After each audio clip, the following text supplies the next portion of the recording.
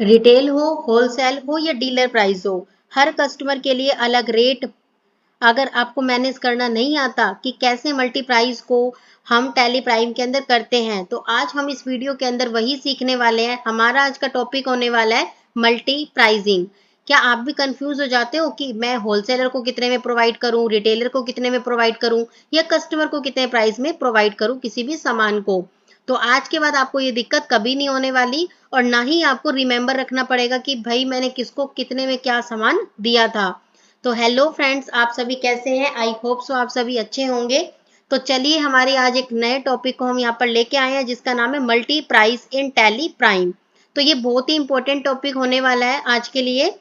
तो वीडियो को एंड तक जरूर देखना कि किस तरीके से हम यहाँ पर डिफरेंट डिफरेंट प्राइस को सेट करते हैं अलग अलग कस्टमर को देने के लिए। तो चलिए, बिना किसी टाइम को वेस्ट करते हुए हम अपनी वीडियो को स्टार्ट करते हैं।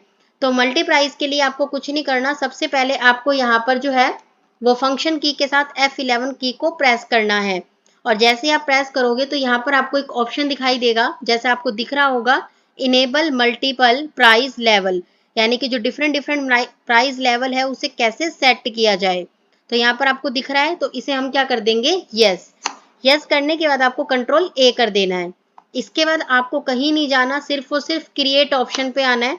और यहाँ पर आने के बाद आपको दिखेगा प्राइस लेवल। इस प्राइस लेवल पे आने के बाद आपको एंटर कर देना है। अब यहाँ पर पूछ रहा है कि आपकी कंपनी किस किस से डील करती है। जैसे मैंने लिखा भाई, होलसेलर से डील करती है मेरी कंपनी। ठीक है, होलसेलर से डील करती है। नेक्स्ट, रिटेलर से डील करती है मेरी कंपनी।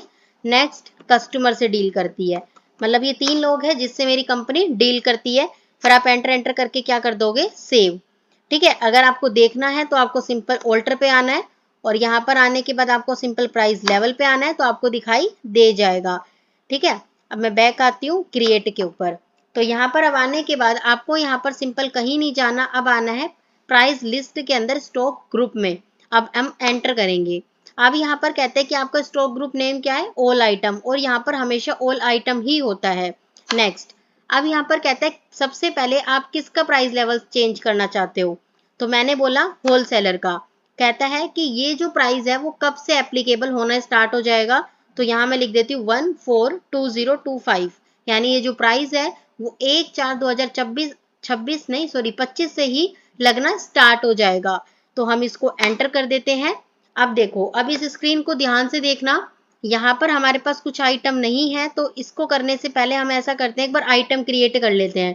ठीक है, तो आइटम क्रिएट करने के लिए आप ऑल्ट सी भी कर सकते हो डायरेक्ट। यहाँ पर मैंने जैसे लिख दिया आइटम 1। एंटर एंटर करके नीचे आते हैं। यूनिट में मैंने लिख दिया मान लो नोज। तो नोज तो मेरे पास है नहीं, क्रिएट कर लेते हैं ऑल्ट सी से।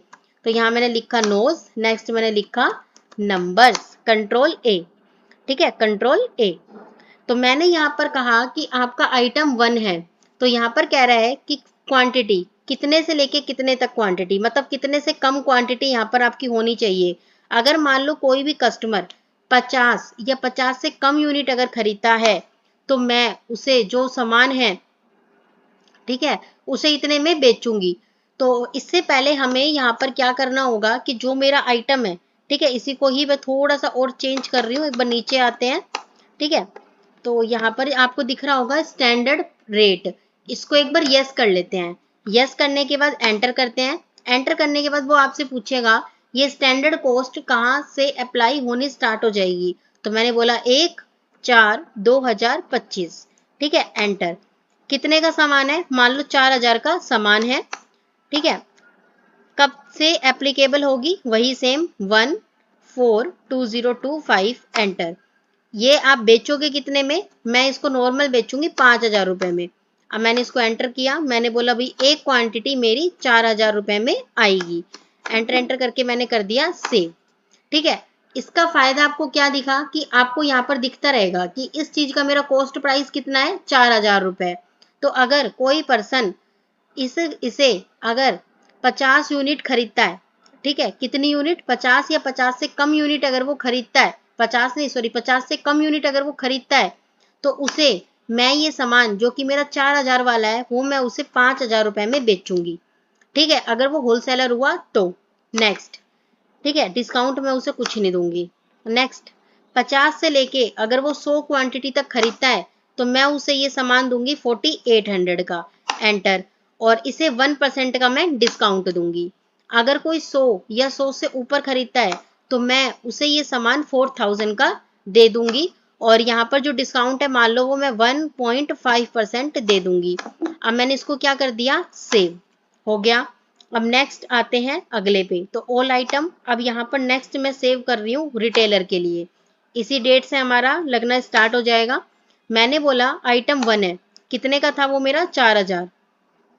अब भाई होल सेलर को ऑब्वियस सी बात है, होल सेलर को मैं रेट कम में दूंगी, रिटेलर को उससे थोड़े से ज्यादा में दूंगी, कस्टमर को उससे और ज्यादा में दूंगी। ठीक है, तो अब मैंने कहा कि अगर कोई रिटेलर मुझसे 30 यूनिट तक का कोई सामान खरीदता है तो मैं उसे ये 4000 वाला सामान 6000 में दूंगी।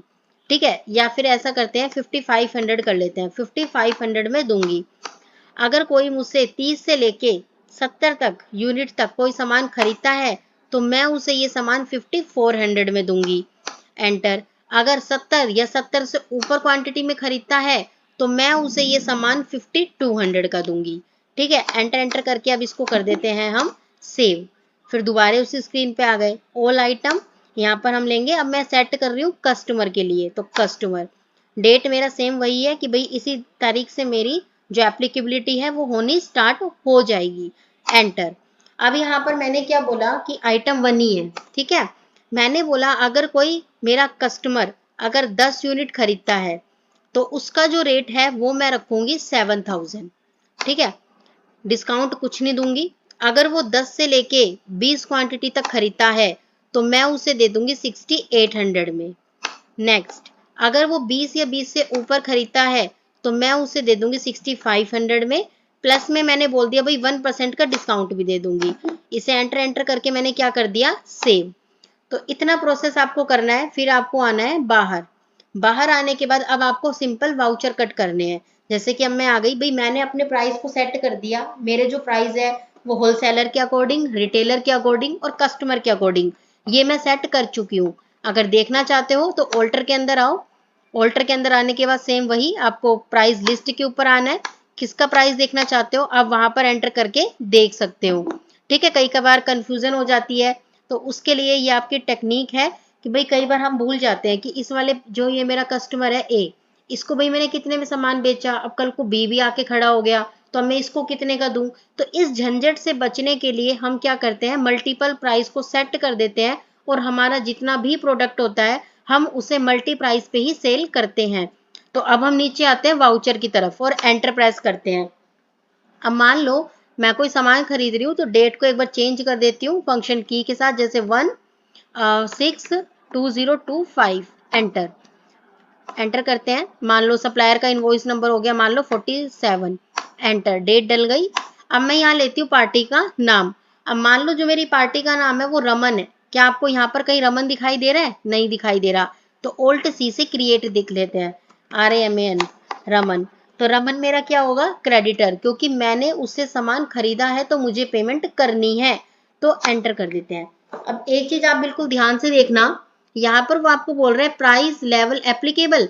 क्या ये जो रमन है ये आपका कस्टमर है, क्या ये आपका रिटेलर है, क्या आपका ये होल सेलर है। तो आप चाहते हो कि भाई हर बार इसके ऊपर कस्टमर ही लग जाए। ठीक है, तो अगर आपने इसको हर बार के लिए कस्टमर बना दिया तो फिर वो आपसे पूछेगा ही नहीं, फिर वो उसे कस्टमर के अकॉर्डिंग ही प्राइस सेट करके दे देगा। बट अभी आप अगर यहाँ रखते हो नॉट एप्लीकेबल तो वो आपसे हर बार पूछेगा। तो मैंने जैसे कर दिया Ctrl+A। ठीक है, अब आते हैं यहाँ पर। तो मैंने परचेज ले लिया, फिर मैंने लिया स्पेस बार की को प्रेस किया, फिर मैंने उठाया आइटम 1। ठीक है, एंटर।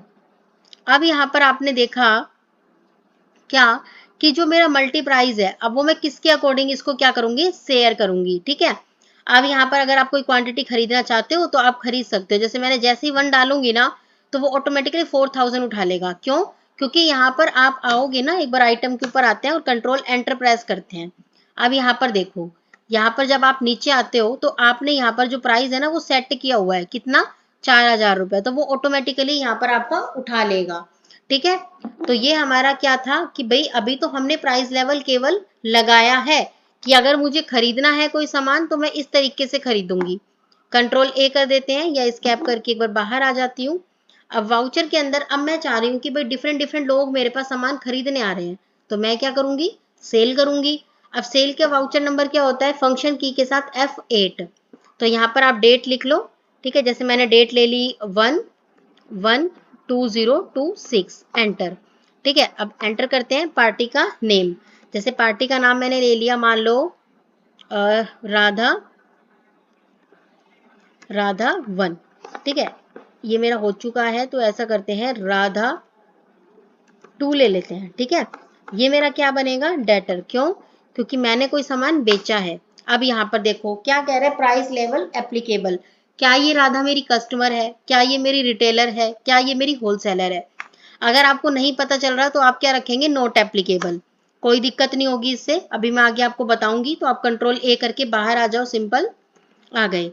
ठीक है, अब यहाँ पूछ रहा है वो, अगर मैं राधा के नेम के अंदर ही कर देती तो आपको ये वाला ऑप्शन है ना यहाँ पर फिक्स मिलता। तो जैसे मैंने बोल दिया कि भाई ये होलसेलर है, ठीक है, फिर मैंने सेल उठाया, अब स्पेस बार की से मैंने ये आइटम डाल दिया। अब सुनो, अब मैंने बोला कि ये भाई 4 आइटम खरीद रहा है, तो इसने 4 के अकॉर्डिंग प्राइस उठा लिया। मैं अगर बोलती कि भाई ये जो बंदा है वो मान लो 15 आइटम उठा रहा है, तो उसके अकॉर्डिंग ये आपको प्राइस चेंज कर देगा। ठीक है, मतलब आपने इसे माना क्या है, होलसेलर माना है। तो होलसेलर के अकॉर्डिंग मैंने बोला कि ये 500 यूनिट खरीद रहा है, तो वो प्राइस को चेंज कर देगा 500 यूनिट के अकॉर्डिंग। आप कहते हो कि भाई इसने मान लो 5000, एक सेकेंड, 5000 यूनिट खरीदी, तो वो उसके अकॉर्डिंग चेंज कर देगा। क्लियर हो गया। तो अब एक बार मैं बैक आती हूँ, ठीक है, एक बार बैक आते हैं यहाँ पर। अब मैं इसे एक बार रिटेलर के अकॉर्डिंग करके देखते हैं। ठीक है, रिटेलर के अकॉर्डिंग सेट कर दिया सेल आइटम। मैंने यहाँ कहा कि इसने ओनली 4 यूनिट खरीदी, तो प्राइस चेंज हो गया। तो मतलब जो वहां पर आपने प्राइस सेट किए हुए थे उसके अकॉर्डिंग यहाँ पर आपकी प्राइसिंग लेवल चलेगी। तो आई होप सो आपको समझ आ गया होगा। तो अभी हम यहाँ पर इसको कंट्रोल ए कर देते हैं। ठीक है, सेव कर देते हैं, एंटर एंटर करके न्यू रेफरेंस के अंदर मैंने इसे सेव कर दिया। अब एक तरीके का बिल मैं आपको और सिखाने वाली हूँ। जैसे एंटर करके नीचे आते हैं, यहाँ पर जैसे मैंने पार्टी का नाम ले लिया कृष्ण। ठीक है, कृष्ण ले लिया, डेटर ही है मेरा, और यहाँ पर मैंने कह दिया कि भाई ये मेरा कस्टमर है। क्या है, मेरा कस्टमर। कंट्रोल ए, कंट्रोल ए, कंट्रोल ए। अब देखो सेल। अब यहाँ पर आपको दिख रहा होगा कि पहले यहाँ पर पॉपअप हो रहा था और तीनों साइन आ रहे थे कि भाई कस्टमर है, होलसेलर है या रिटेलर है। बट अब यहाँ पर ऐसा कुछ नहीं आ रहा, क्योंकि ये कस्टमर हमने अंदर ही फिक्स कर दिया इसके लेजर में। तो अब आप अगर इसको बेचोगे, कोई भी सामान बेच दो, अब इसका जो प्राइस होगा वो उसी के अकॉर्डिंग सेट हो जाएगा। राइट। तो आई होप सो आपको समझ आ गया होगा कि जो हम चीजें करते हैं वो कैसे करते हैं। कि कोई भी अगर हम लेजर के अंदर ही उसे डिफाइन कर दे कि वो होलसेलर है, रिटेलर है या कस्टमर है, तो वो यहाँ पर पॉपअप नहीं होगा, यहाँ पर लिस्ट आपको नहीं दिखाई देगी, वो यहाँ पर ही बंद हो जाएगा आपका। और अगर आप उसमें लेजर में नहीं डालते तो आपके पास तीनों आएंगे, तो आप किसी को भी सिलेक्ट यहाँ पर कर सकते हो। तो आज के बाद आपको ये दिक्कत नहीं आएगी कि किसे कितने में सामान बेचना है, कितना प्राइस हमने फिक्स किया हुआ है। तो इन सब से अगर आपको छुटकारा पाना है तो आपको ये वीडियो अच्छे से देख लेनी चाहिए। इसके अंदर मैंने अच्छे से विद एग्जाम्पल आपको बता दिया कि आखिर में प्राइस लेवल होता क्या है और कैसे ये चेंज होता है। तो चलिए वीडियो को लाइक कीजिए, शेयर कीजिए एंड सब्सक्राइब कीजिए। तो मिलते हैं नई वीडियो के अंदर नए टॉपिक के साथ।